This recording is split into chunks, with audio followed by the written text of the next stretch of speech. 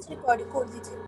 On है, ठीक है। यहाँ पे आ जाएं, एक अपने पास विजुअल स्टूडियो की कंसोल ऐप बना लें, ठीक है। यहाँ पे आ जाएं, यहाँ पे आने के बाद अब मुझे यहाँ पे कंसोल एप्लीकेशन ना क्रिएट करनी है। फॉर एग्जांपल आज हमारी लैब 4 है, तो हमने लैब 4 एक प्रोजेक्ट बना लिया। यहाँ तक सबका हो चुका है। साथ साथ देखिए काम क्या करें, इससे फ़ायदा आपका क्या होता है कि अगर मेरा काम कंप्लीट होता है तो साथ में ही विद इन 5 मिनट्स आपका भी काम मेरे आगे पीछे कंप्लीट, इससे आप ही लोग का बेनिफिट है। जहाँ एरर आएगा फिर उस वक्त ऑन स्पॉट मुझे दिखा भी सकते हैं।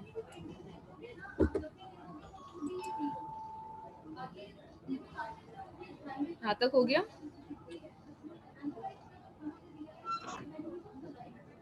मैं 5 मिनट रुकिएगा ये। जी जी मैं वेट कर रही हूँ, आप कर लीजिए।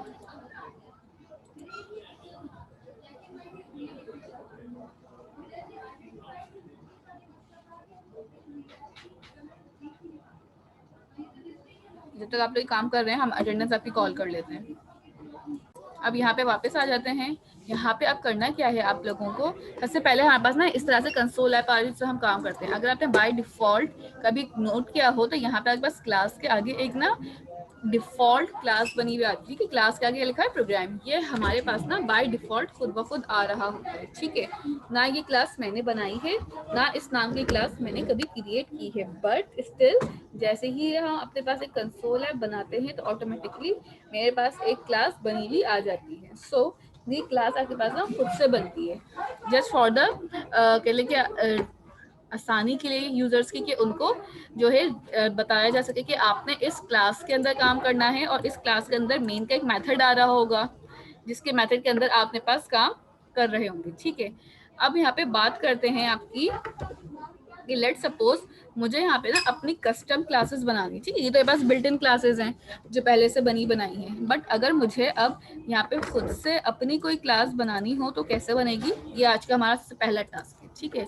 तो सबसे पहले अगर मुझे अपनी क्लास बनानी है तो आपके राइट साइड पे सोल्यूशन एक्सप्लोर आ रहा है, उसमें लिखा हुआ है यहाँ पे आपके पास लैब 4_ऊप जो आपने प्रोजेक्ट का नाम रखा है। तो जिस भी नाम से आपने प्रोजेक्ट का नाम रखा होगा वो नाम यहाँ पे लिखा हुआ आ रहा है, उस पर जरा सा क्लिक करें।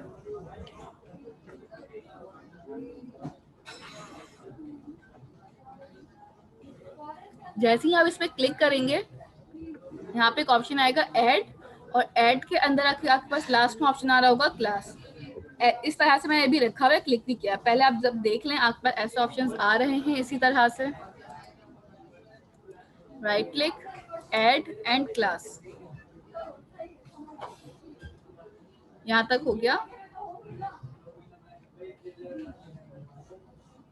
मेरी क्लास में इस वक्त टोटल स्ट्रेंथ ना 33 स्टूडेंट्स की है, ठीक है। मिस एक बार करके दिखाइएगा फिर से।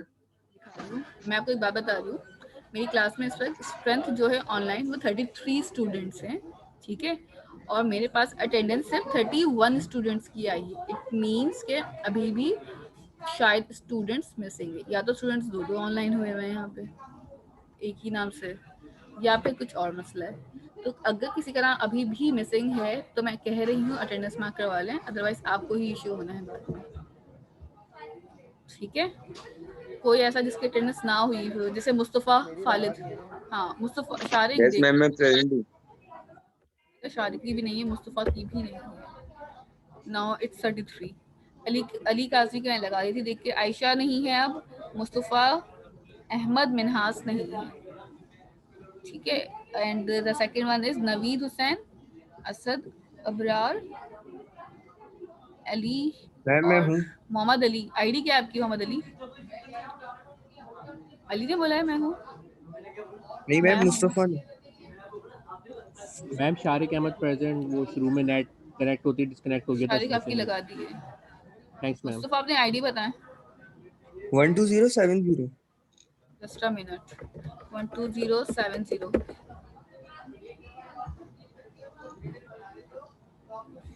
आप मुस्तफ़ा प्रेजेंट है और एक और नीचे भी मुस्तफ़ा है, ठीक है। क्लियर है, सबकी हो चुकी है। अब नाउ मेरे पास टोटल जो है मैम मैं भी प्रेजेंट हूँ, मोहम्मद मुस्तफा खालिद।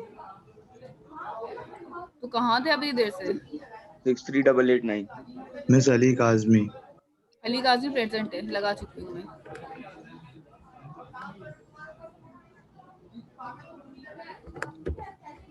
ठीक है, नाउ अब स्टार्ट करते हैं यहाँ पे अपने पास आगे काम करना। ठीक है, शारिक प्रेजेंट लग चुकी है, मुस्तफ़ा की भी हो गई। एहतशाम बेटा वो ऊपर अल्तमश अलग है, एहतशाम अलग है, 2 स्टूडेंट्स है ना। मैम मेरे नाम की स्पेल आपने ठीक नहीं लिखी हुई, वो बता रहा था। एहतशाम की मैंने जी। नहीं लिखी है, आती है, AHTA लिखा हुआ आपने। मैं देख लूंगी बाद में, उसको इतना मसला नहीं है। यहाँ पे आ जाएं। अच्छा, आप करना क्या है, यहाँ पे मेन के मेथड के अंदर आके आपने राइट क्लिक किया था प्रोजेक्ट पे, सोल्यूशन एक्सप्लोर आ रहा है आपके पास यहाँ पे। अगर किसी का सोल्यूशन एक्सप्लोर नहीं आ रहा था तो बेटा आप यहाँ पे व्यू पे क्लिक करें, सोल्यूशन एक्सप्लोर पे जाएं और यहाँ पे आपके पास ये स्क्रीन ओपन हो जाएगी। यहाँ पे आके आपने प्रोजेक्ट पे राइट क्लिक करना है, ऐड पे जाना है और अपने पास क्लास पे क्लिक कर देना है। यहाँ तक हो चुका है, माइक यूज करते हुए आंसर दीजिएगा। Yes ma'am. ठीक है, ठीक है। ये मिस नेक्स्ट अब मेरे पास यहाँ पे क्या करना है, आपने क्लास पे क्लिक किया तो आपके पास एक विंडो ओपन हो जाएगी। यहाँ पे काफ़ी सारी चीज़ें हैं जो आपको यूज़ कर लेंगे टाइम टू टाइम, ठीक है, इसी सेमेस्टर के अंदर। फिलहाल मुझे यहाँ पे क्या चाहिए, एक क्लास, और क्लास का यहाँ पे लिखा हुआ है नाम। ठीक है, मैं नीचे आऊँगी यहाँ पे और यहाँ पे आके अपनी क्लास का नाम देना स्टार्ट करूँगी। लेट सपोज मुझे एक पर्सन की क्लास बनानी है। ठीक है, हमें क्लास बनाते वक्त ना कुछ रूल्स को फॉलो करना है। लेट सपोज कि मैं चाहूँ तो क्लास का नाम फर्स्ट लेटर हमेशा कैपिटल में लिखूँ, it's a naming convention. And अगर आप स्मॉल भी लिख देंगे ना तो मसला नहीं है, बट एक रूल है इनका कि आप अगर कैपिटल में लिखेंगे तो वो हमें अच्छा लगेगा। That's it. ऐड, यहाँ पे मेरे पास एक और क्लास आ गई। देखें, हर फाइल का ना सेव करने का एक्सटेंशन होता है, जैसे आप PDF एक एक्सटेंशन है हमारे पास, वर्ड की फाइल का डॉक एक्सटेंशन है, इसी तरह यहाँ पे ना आपके पास program.cs एक्सटेंशन आ रहा है। यहाँ पे भी क्या है, .cs। .cs स्टैंड फॉर पता है ना आप लोगों को क्या होता है, C#। ठीक है, आप C# की फाइल बना है तो इसके यहाँ पे जी बोले। वैसे आपने ऐड से जो बताया था ये वाला बता दें, ऐड सॉल्यूशन एक्सप्लोरर में जाके राइट और ये क्लिक जो करा, ऐड करना था क्या करना था? देखें सोल्यूशन एक्सप्लोरर जगह पे राइट क्लिक किया था जी राइट क्लिक करने के बाद आपके पास ऐड का ऑप्शन आ रहा था, सबसे लास्ट में क्लास लिखा हुआ आ रहा है, उस पर क्लिक कर दें और क्लास पे क्लिक करने के बाद बॉक्स खुला है। हाँ, नीचे देखें इस बॉक्स के नीचे क्या लिखा हुआ है, class 1.cs आ रहा है नीचे लिखा हुआ। इसकी जगह पे आप पर्सन का नाम लिखते हैं या किसी भी का नाम, अपना नाम भी लिख सकते हैं और फिर इसको ऐड कर दीजिएगा। ठीक है, यहाँ पे मैं चाहती हूँ अपने 2 वेरिएबल बनाना। पहला वेरिएबल मेरे पास है स्ट्रिंग। सब CS से कुछ बता रही थी आप। CS का हम ये कहते हैं बेटा कि ना एक्सटेंशन होते हैं फाइल के, .cs है, जैसे वर्ड में डॉक लिखते हैं ना, DOC डॉक कर रहे होते हैं, और इसी तरह अब यहाँ पे PDF फाइल बनाते .pdf करते हैं। तो इसी तरह जब हमें C# की फाइल बनानी है तो हम यहाँ पे लिखेंगे .cs। CS stand for C#। ठीक है, अगर मैं विजुअल बेसिक पे काम कर रही होती तो मैं यहाँ पे लिखती .vb। ठीक है, एक मिनट होल्ड करिएगा।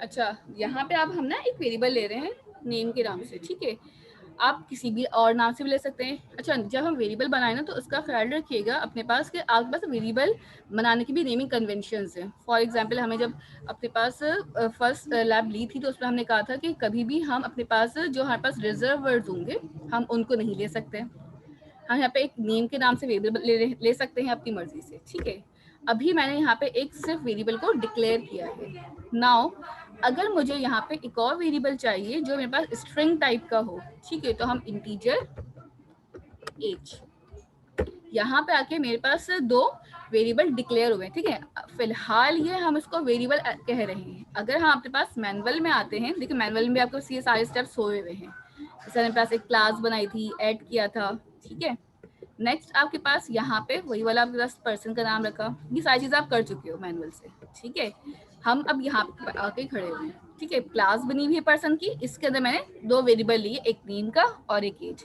नाउ अब यहाँ पे हमें ये कहता है कि जब आप क्लास के अंदर काम करते हो ना बेटा, तो क्लास के अंदर आपके पास ना ये प्रॉपर्टीज बन जाती हैं for me and for you.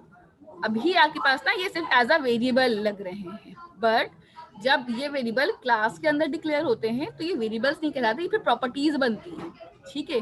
फिर इन प्रॉपर्टीज को हम किस तरह से यूज करेंगे आज की लैब में आप देख रहे होंगे। क्या आपके पास कितनी ज्यादा इसकी एक्सेसिबिलिटी है, कहाँ कहाँ मैं इन प्रॉपर्टीज को यूज कर सकती हूँ और कहाँ कहाँ मेरे पास ये सारी प्रॉपर्टीज एक्सेसिबल होंगी। नेक्स्ट चीज यहाँ पे मुझे बोली जा रही है कि आप ना एक कंस्ट्रक्टर यूज करेंगे, ठीक है। कंस्ट्रक्टर का आइडिया है आप लोगों को कंस्ट्रक्टर क्या होता है? कंस्ट्रक्टर यूज किए कभी शारिक आपने? नो नहीं किए, ठीक है। देखें, कंस्ट्रक्टर बेसिकली आपके पास क्या होता है, constructor is just like a class name. आप सिर्फ और सिर्फ अपने पास जिस तरह से क्लास बना रहे होते हैं। अगर हम व्हाइट बोर्ड पे आए, आपको याद होगा कि हमने जब लैब 2 परफॉर्म की थी, तो लैब 2 में हमने अपने पास ना एक ऑब्जेक्ट बनाया था, अगर याद हो तो, ठीक है। डेटाबेस से जब हम कनेक्टिविटी कर रहे थे तो हमने लिखा था OLEDB कनेक्शन, एंड देन मेरे पास अपना ऑब्जेक्ट नेम आया था equal to new OLEDB connection, ठीक है। ये काम हमने ना अपने डेटाबेस के अंदर जब हम कनेक्टिविटी कर रहे होते हैं तब हम ये काम बार बार परफॉर्म कर रहे थे। इसके अंदर अगर हम बात करें तो हमारे पास क्या चीज़ हो रही है, सबसे पहले हमारे पास इसको हम थोड़ा सा समझ लेते हैं। एक ये अलग चीज़ है, ये है, और फिर एक ये चीज़ आ रही है। अगर मैं OLEDB की बात करती हूँ ना, तो ये मेरे पास क्या थी, एक बिल्ट इन क्लास थी, बनी हुई क्लास थी, जो कि हमारे पास प्रोवाइड कर रही थी कनेक्शन बनाने के लिए फैसिलिटी। यहाँ पे कौन जो हमने यूज किया था वो मेरे पास क्या था, मेरा वेरिएबल था, इसको हम ऑब्जेक्ट नेम कहते हैं। इसको हम यहाँ पे वेरिएबल डिक्लेयर नहीं कह सकते, हम कहेंगे ये हमारे क्लास का ऑब्जेक्ट है या मेरी क्लास का रेफरेंस वेरिएबल है, ठीक है। इसको हम रेफरेंस वेरिएबल भी कह सकते हैं।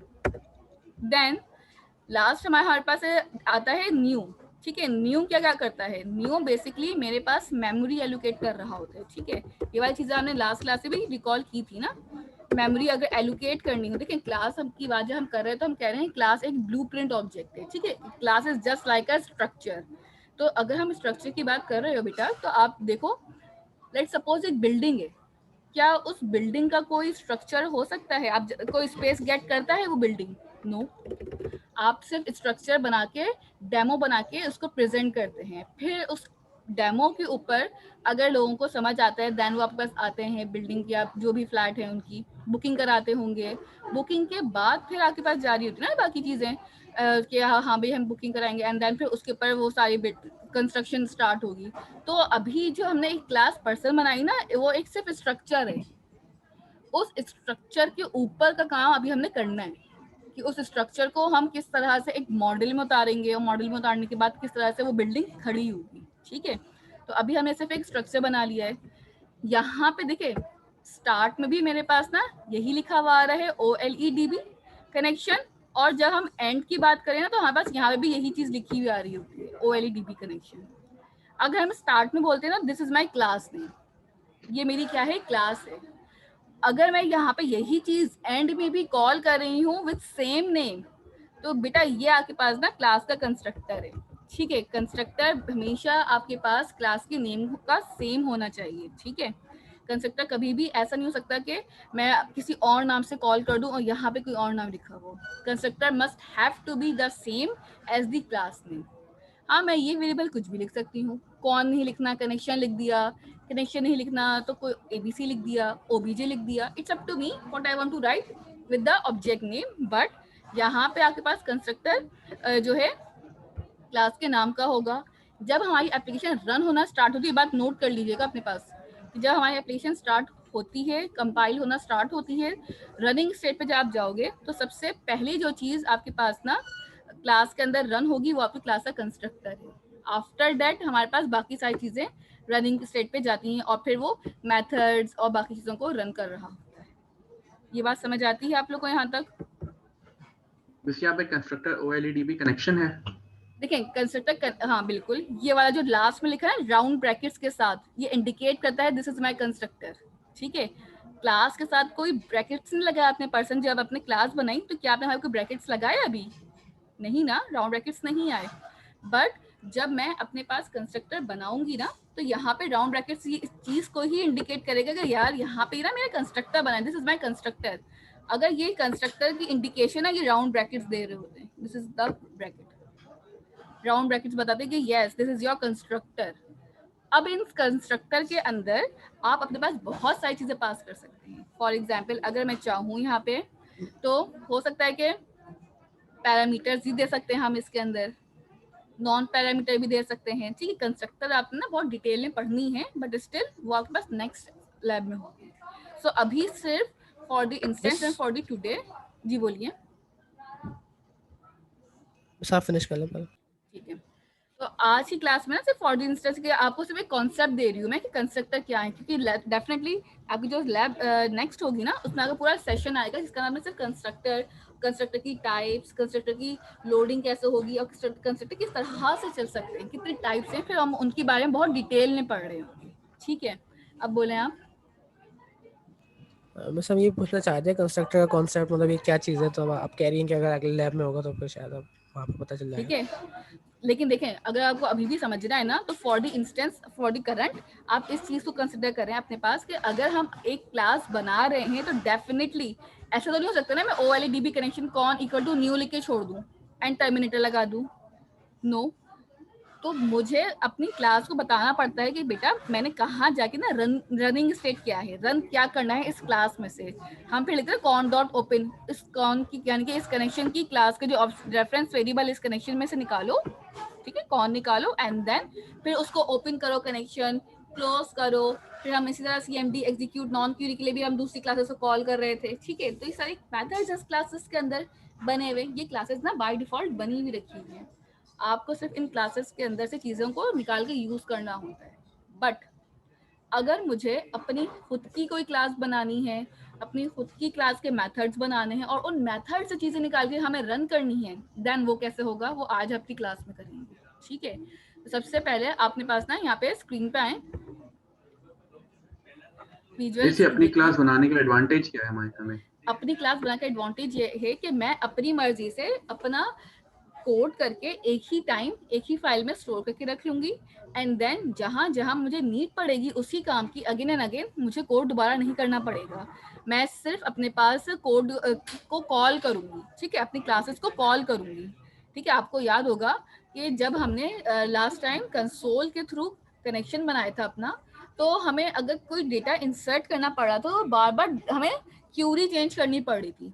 ऐसा ही हो रहा था कि हम बार बार इंसर्ट की क्यूरी को चेंज करते एंड देन फिर हमारे पास डेटा चेंज होता, वैल्यूज चेंज होती एंड देन फिर वो जा रहा था। क्लासेस अपनी बनाने का फायदा ये होगा कि मेरे पास वन टाइम कोड होगा एंड उसी कोड के अंदर हम बार बार उसको कॉल करके अपने पास डिफरेंट वैल्यूज के साथ उसको डेटा पास कर सकते हैं। तो दिस इज द एडवांटेज, इसको हम कहते हैं कोड रीयूजेबिलिटी। ठीक है, कि आपका कोड जो है ना एक ही बार होगा और बार बार रीयूज हो रहा होगा। आपको कोड ना एक ही चीज को 10 टाइम्स या 20 टाइम्स लिखने की जरूरत नहीं पड़ेगी, आप सिर्फ एक टाइम लिखोगे वो चीज और बार बार वो चीज खुद ब खुद ही आपके पास कॉल आउट होगी जब जब आपको नीड होगी। ये चीज क्लियर है? लेट सपोज अगर हम यहाँ पे दो चीजें ले रहे हैं, नेम और एज। ठीक है, तो अब बार बार अगर मुझे नेम और एज चाहिए होगी तो मैं यूजर से या किसी से ना इनपुट नहीं लूंगी। मैं अपने पास अगर हार्ड कोडेड भी काम करूंगी ना, तो मैं खाली अपने पास ये पूरा क्लास का और ये वेरिएबल से कोड दोबारा नहीं करूंगी। I just type it only one time and after that it will call it only. ठीक है, आफ्टर दैट क्या मतलब क्या, आपके पास सिर्फ कॉलिंग होगी। ये क्लियर हो रहा है अभी? नाउ अगर आप अपने कंस्ट्रक्टर की उसके लिए बात आप करें, वेरिएबल हाँ, यूज करेंगी या क्लास का नेम यूज करेंगी? क्लास का नेम यूज करेंगे डेफिनेटली। ये सारी चीजें, उसका बिहेवियर, उसके एट्रीब्यूट सब हाइड हो जाएंगे। अब मुझे इन सब चीजों पे कोई कंसर्न नहीं रहेगा, मुझे सिर्फ अपने क्लास के नेम से कंसर्न होगा कि मेरी क्लास का नाम क्या है। ठीक है, ऐसा ही है ना? अब देखें इसकी एग्जांपल ना अपने पास Yes, yes. ऐसे भी ले सकते हैं कि लेट सपोज एक पर्सन है। ठीक है, उस पर्सन का बिहेवियर कैसा है, उस पर्सन की के अंदर क्वालिटीज क्या क्या हैं, हमें इससे कंसर्न नहीं है। वो पर्सन हमारे पास आ रहा है, क्लासेस ले रहा है, हमें इस चीज़ से कंसर्न है। ऐसा ही है, उसके अंदर की बिहेवियर, उसकी कह लें क्वालिटीज़, उसकी हॉबीज़, हमें इस चीज़ से कंसर्न नहीं रहता। फिर इसी तरह क्लासेस भी जब बनती है ना, तो क्लास इटसेल्फ खुद कोई मेमोरी एलोकेट भी नहीं कर रही होगी, कोई काम भी नहीं कर रही, सिर्फ आपके पास ना स्ट्रक्चर बना के रख रही होगी। बट जब मैं उस चीज को यूटिलाइज करना स्टार्ट करूंगी, देन फिर आपके पास मेमोरी भी एलोकेट हो रही होगी और उस क्लास को हम नाम से कॉल भी कर रहे होंगे। ठीक है, अभी हम सारी चीजें करते हैं। अभी सबसे पहले अगर हम यहाँ पे कंस्ट्रक्टर की बात कर रहे हैं, तो आपने स्ट्रिंग नेम लिखा है और एक इंटीजर टाइप का वेरिएबल ले लिया है। नाउ हमने कहा था कि अगर हम कंस्ट्रक्टर बनाएंगे तो सबसे पहले हमारे पास मॉडिफायर कौन सा यूज होगा, पब्लिक। ठीक है, पब्लिक का मॉडिफायर क्या है, बेसिकली मॉडिफायर्स आपको ना प्रिविलेजेस देते हैं, राइट्स देते हैं कि आप किस हद तक किस चीज को यूज कर सकते हैं और कहाँ कहाँ यूज कर सकते हैं। ऐसा नहीं हो सकता कि मैं हर चीज को राइट्स दे दूं कि आप हर चीज एक्सेस कर सकें। इसकी एग्जांपल ऐसी है, एक एम्प्लॉय मेरे पास आता है, वो एम्प्लॉय जो है सिर्फ मेरे पास HR डिपार्टमेंट का है। ठीक है, तो क्या मैं उसको राइट्स दूंगी कि वो दूसरे डिपार्टमेंट्स में भी जाए, लेट्स सपोज एग्जाम में भी जाए, एडमिशन में भी जाए और वहाँ के भी जो डॉक्यूमेंट्स है उनमें छेड़छाड़ करे या वहाँ पे भी काम करे? कभी भी नहीं। जिसका जो काम है वो उसी डिपार्टमेंट के हद तक रहेगा ना। तो इसी तरह ये जो आपके पास क्लास है ना, तो क्लास जाकर इसी तरह से एक फिक्स लोगों को या फिक्स जगह पे अपने पास जो है चीज़ों को डिफाइन कर रही होती है। एग्जैक्टली बिल्कुल सही कहा रमीज ने चैट में। ठीक है, तो इसी तरह यहाँ पे राइट दे दी कि आपके पास पब्लिकली होगी, इट मीन्स कि एवरीवन कैन एक्सेस। ठीक है, कुछ मॉडिफायर्स है लाइक पब्लिक, प्राइवेट, प्रोटेक्टेड, तो आपके पास यहाँ पे भी ना राइट्स होते हैं कि अगर मैं पब्लिक लिख रही हूँ तो it means anyone can access easily, कोई भी इस क्लास को, इस कंस्ट्रक्टर को इजीली कॉल कर सकता है। ठीक है, तो सबसे पहले आपने पब्लिक लिखना है और पब्लिक के बाद मैं अपनी क्लास का नाम अगेन लिखूंगी। यहाँ पे मेरी क्लास का नाम पर्सन है। अगर आपने P कैपिटल में लिखा होगा ना बेटे, तो आप ना कैपिटल में ही लिखेंगे। राउंड ब्रैकेट्स इंडिकेशन है कि ये कंस्ट्रक्टर है, और फिर यहाँ पे इसकी आप वैसे ही ब्रेसेस लगा के कर्ली ब्रेसेस के साथ बॉडी ओपन कर देंगे। यहाँ तक क्लियर है? ये आप साथ साथ करते रहें। ठीक है, क्योंकि अगर आप साथ अभी कंस्ट्रक्टर, हाँ अभी कंस्ट्रक्टर, अभी तो आपने इसका ऑब्जेक्ट भी नहीं बनाया बेटा, कंस्ट्रक्टर के अंदर काम तो आप पहले करोगे ना, ऑब्जेक्ट के टाइम पे नहीं, तो तो पहले कंस्ट्रक्टर कॉल होगा। ऑब्जेक्ट के टाइम पे कंस्ट्रक्टर, हाँ बोलिए। कंस्ट्रक्ट क्लास के साथ बाय डिफॉल्ट बन जाता है देखिए, कंस्ट्रक्टर। अगर कंस्ट्रक्टर के भी कुछ टाइप्स हैं, मैंने कहा था ना, अगर आप कंस्ट्रक्टर यूज कर रहे हो तो कंस्ट्रक्टर के कुछ टाइप्स हैं। कुछ बाय डिफॉल्ट कंस्ट्रक्टर होते हैं, कुछ पैरामीटराइज कंस्ट्रक्टर होते हैं। अगर हम बाय डिफॉल्ट की हम बात करें ना आपसे, तो बाय डिफॉल्ट कंस्ट्रक्टर वो होता है जिसको बनाने की जरूरत नहीं होती, खुद ब खुद बन के रन हो जाता है बैकएंड से। बट अगर मैं अपनी मर्जी से कंस्ट्रक्टर बनाना चाह रही हूँ और उसके अंदर कुछ डिफरेंट काम करना चाह रही हूँ, definitely I have to make constructor and I have to make parameters in it. तो मैम ये ओवरलोडिंग नहीं हो जाएगी अगर आप एक बिल्कुल कंस्ट्रक्टर होगी, आपके बिल्कुल बाय होगी। डिफॉल्ट बना हुआ है? और देखिए बाय डिफॉल्ट तो ही बना हुआ है, ठीक है, अभी तो इस पे काम नहीं हो रहा है। बाकी स्टूडेंट को समझ भी नहीं आ रही होगी वाली बात, क्योंकि शायद दत्ता ने पहले से पढ़ी हुई चीजें ना, तो परेशान नहीं हुई बाकी स्टूडेंट से, पहले मैं बोलती हूँ। देखिए दत्ता, ये आपके पास ना बाय डिफॉल्ट अभी बना हुआ है, इसमें कोई भी काम नहीं हुआ। जब आप एप्लीकेशन रन करते हो ना बेटे, तो बाय डिफॉल्ट वो खुद ब खुद बना देता है इस कंस्ट्रक्टर को। बट अगर मुझे कंस्ट्रक्टर में कुछ पैरामीटर्स लेने हैं, लेट सपोज मैं चाह रही हूँ कि जब मेरे पास इस क्लास का ऑब्जेक्ट बने ना दिशाम, तो मैं वहाँ पे नेम और एज खुद से डाल रही हूँ। ठीक है, फिर इस सिनेरियो में मैं क्या करूँगी? कंस्ट्रक्टर में वैल्यूज पास नहीं होंगी, पैरामीटराइज कंस्ट्रक्टर ले लेंगे आप। एग्जैक्टली वही हम कर रहे हैं, हम पैरामीटराइज कंस्ट्रक्टर ही बना रहे हैं। क्लियर है? मेरे पास एरर आ रहा है। आपके पास क्या एरर? अच्छा ठीक है, आप पहले ना स्क्रीन शेयर करें, पहले अपना एरर दिखा दें। कहाँ पे एरर आ रहा है?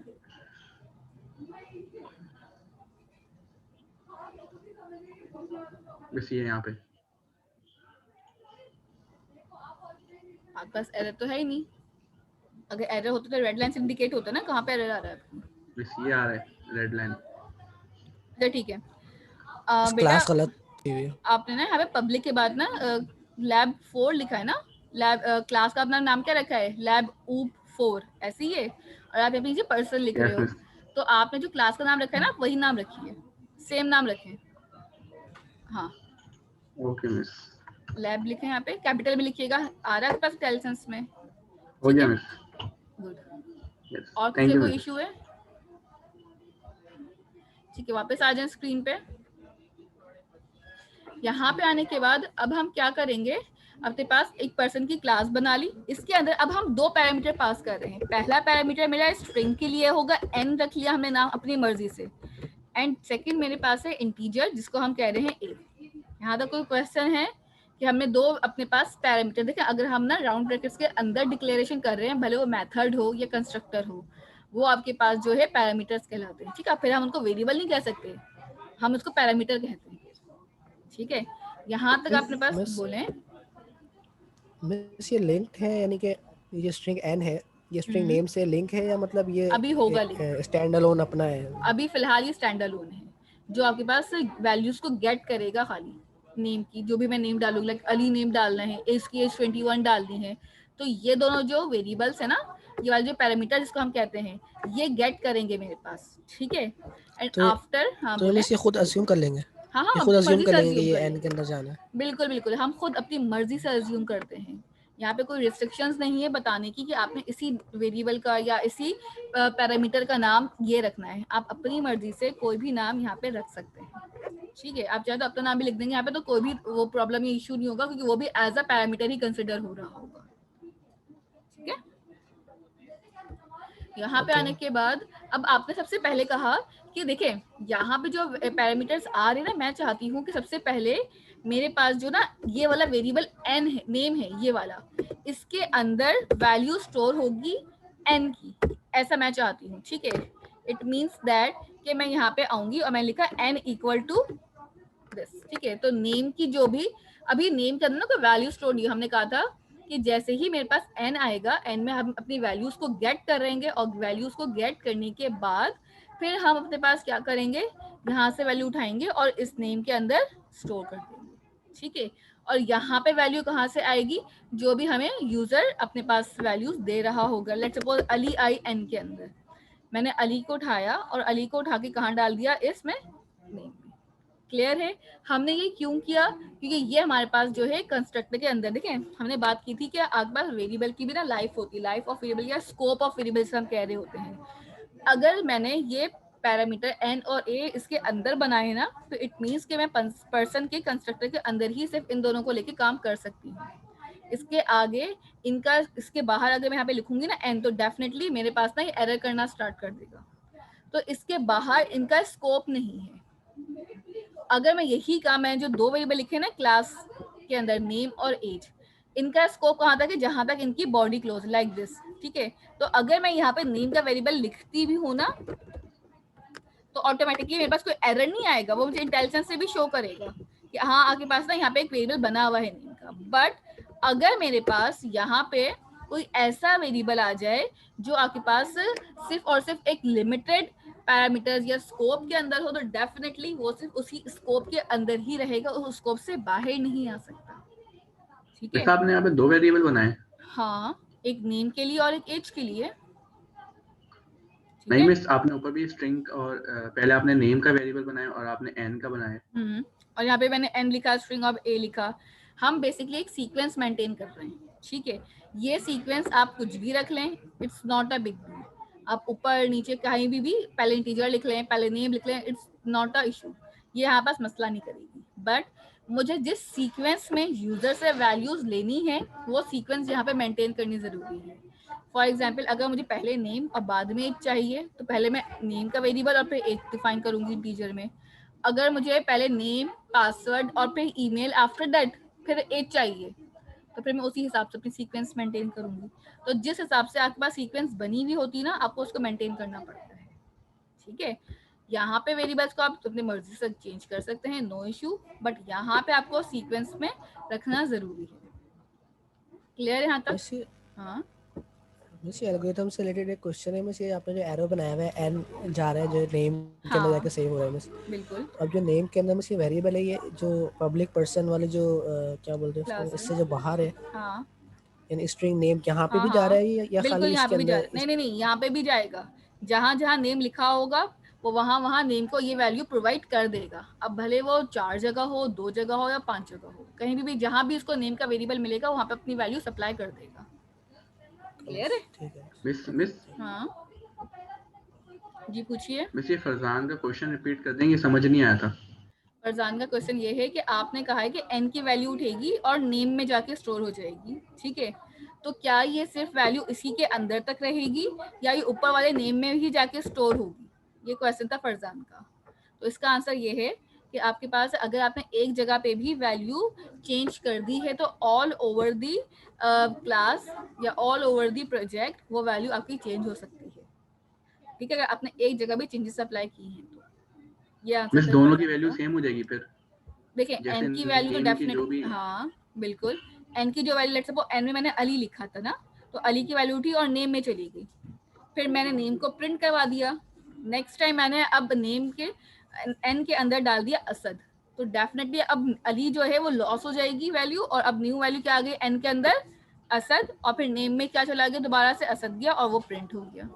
ये चलता है जैसे हमारे अगर पास। आगे हम लोगों ने यूज करना है कोई भी वेरिएबल तो हाँ। नेम यूज करेंगे या n यूज करेंगे? नेम, क्योंकि ये वाला जो वेरिएबल या n है दोनों ना, यूज कर सकते हैं? ना आप सिर्फ ये n का वेरिएबल बेटा इसके ना स्कोप के अंदर तक यूज कर सकते हैं, ठीक है, इसके स्कोप के बाहर ना इसके बाहर इसके, नहीं। हाँ बोलिए सही है। ये मेरा पर्सन पे एरर आ रहा है दीदी, कहाँ पे इस पर्सन पे, दिखाइए। पब्लिक पर्सन पे।